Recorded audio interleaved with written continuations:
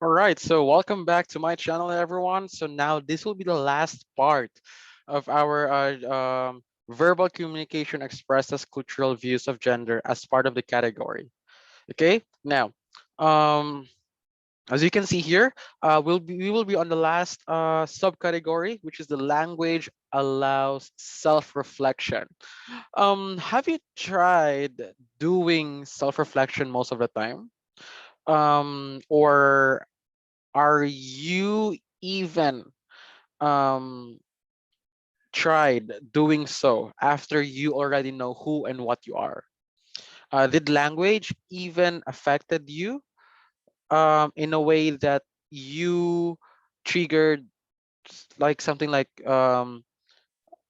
want to talk to the mirror and self-reflect? Have you tried doing that?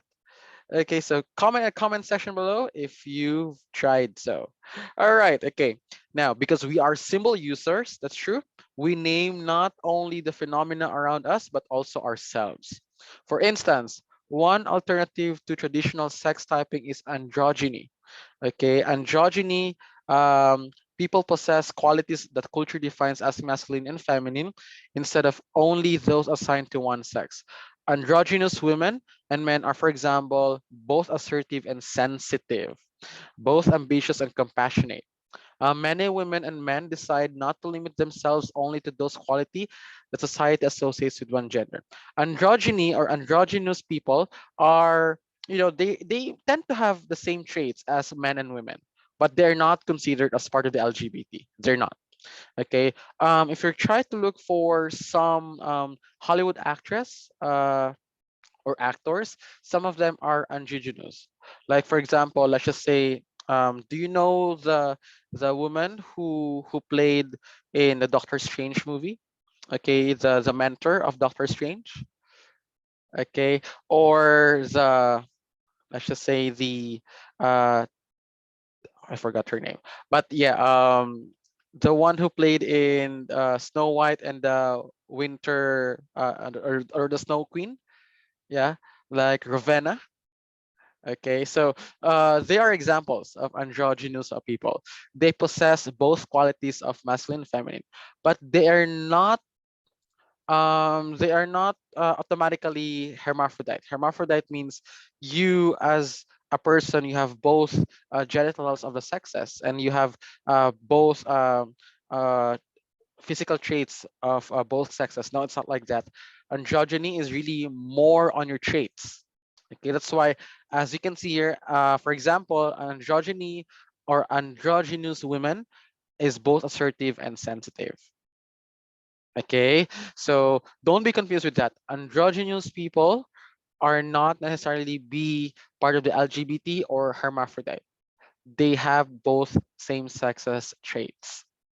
Okay, research shows that androgynous individuals tend to be more successful personally and professionally. They are able to communicate in a range of ways and can respond to diverse others with flexible skills that meet the demands of various situations. Um, it's like you're jack of all trades in terms of traits, gender traits. Okay, the moment you have both traits for both sexes, you can really almost conquer anything. You are highly adaptable, you are highly understanding, and of course, you are highly flexible in any situations given conflict or success. Okay, so that's why, as per the research, they are really more successful personally and professionally because they can really adapt. They don't really stick with the norm and standard in a point that they don't have the traits of what the norm for men should be, or they don't just have the traits of a norm for women or what should be a woman in that culture. Okay, so androgynous people are really highly adaptable and they're highly flexible. They are communicative. They are understanding as well. Okay, because they don't really base their identities on the social norms or gender norms. They can be both. Okay, so yeah.